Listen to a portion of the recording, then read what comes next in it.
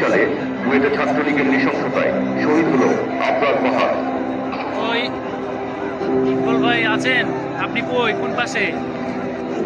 ভারপ্রাপ্ত চেয়ারম্যান তারেক রহমান দিলেন আন্দোলনের পাশে আপনি?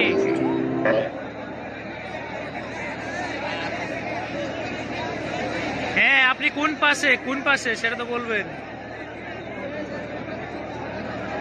ও আচ্ছা, দেখতেছি, দাঁড়ান। নিচে আছে না রাইজারে আছেন?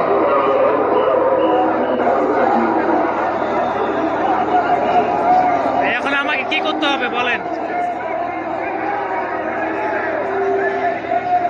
কি করব? আমার কি করণীয় বলেন?